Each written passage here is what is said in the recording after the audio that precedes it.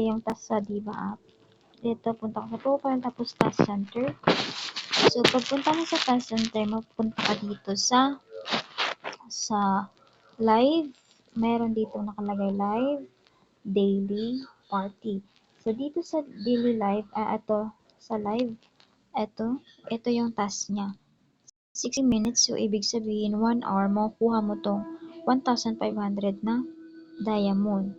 So, pag nakuha mo yung 1,500 na diamond,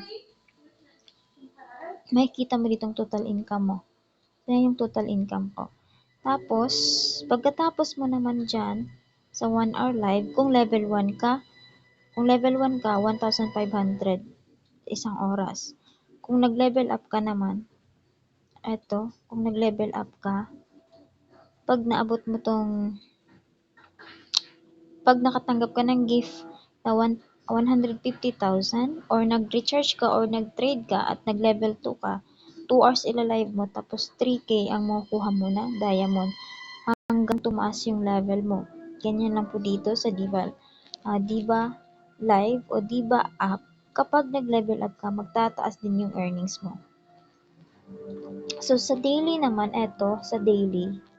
So, nga pala, 10,000 diamonds is equal to 56.33 pesos. Ibig sabihin, 10,000 diamond is equivalent to $1 o ang $1 naman sa Pilipinas is 56.33. So, dito, balik tayo dito, di ba may live? Ito yung 1 hour. Nakuha ko 1,500. So, sa daily live, makuha mo dyan coins. So, sobrang ganda dito, di ba? Pag mag-check-in ka sa day 1, 10, day 2, 20, day 3, 20, day 4, 30, day 5, 40, day 6, 50. Tapos dito sa mystery chest, ang makuha mo dito pwedeng coins, pwedeng avatar, frame. Makuha mo dito. Tapos, pag nagawa mo din itong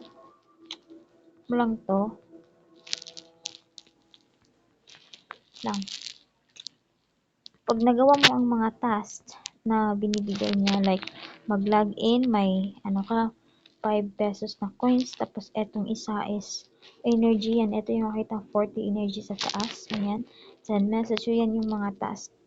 So, para makita itong mga tasks, itatap mo lang itong daily energy reward. Yan. Tatap mo lang yan para lalabas yung yung mga tasks na pwede mong gawin. Tapos, pag nakulik mo na itong coins, halimbawa itong post your daily life, nag-post ka, nakuha mo tong 5 coins, tapos nakuha mo tong energy. So, yung energy na yan, ayan, pag mapuno yan, nakita mo yan, papunta yan dito, makuha mo tong 200 na coins, tapos yung isa, makuha mo tong pag nakuha ka ng 120 energy, 400, tapos pag nabuo mo lahat, 600 coins, makuha mo din yan.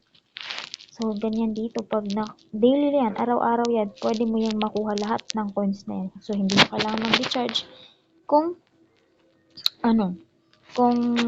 dito sa Diva app kasi merong free coins. So, sa party naman, ang task niya. So, sobrang ganda, diba? May coins na, may diamond. So, dito. Pupunta dito tayo sa party. Happy party na no stop. So, ibig sabihin, ito yung kung sa Popo, PL tawag dito, party live. So, ayan. Naka-party room ka. Tagal lumabas. Tatap mo lang yan, yung yellow. So, ayan, natap ko nga yung, So, dito sa 1 hour na open party duration, pag naka 1 hour ka sa party live mo, may 400 ka na diamond. Tapos, pag naka 2 hours ka naman, may 600 diamond kang makukuha. So, sobrang ganda dito, di ba? Kasi, makukuha ka ng 1,500 sa isang oras. Tapos, meron pang, bali, 1K sa party na room. Tapos, meron pang coins. So, eto pa yung mas maganda. Kasi, pag pumunta ka sa live, sa mga naka-live dito, pag pumunta ka dyan at pumasok ka sa live nila, meron kang makikitang box. Ito, meron kang makikitang box. Ano yan? The host closed the party live.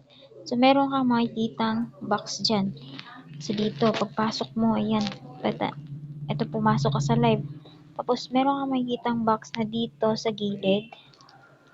Mag-a-appear dyan na, yung parang timer kung saan pupunta pag naka-live yung host. Dito mo makikita sa taas. So, dito, pag pumasok ka, dito mo makikita sa gilid. May box dyan na nagta-time at makukuha mo ang coins dyan. Merong 50, 200, ganun. So, di ko makikita kasi ewan ko o baka tapos na maklaim ko yung lahat. Nag-box na ako. So, yun lang guys. Kung meron po kayong tanong, pwede po kayo mag-message or mag-comment. Thank you so much for watching.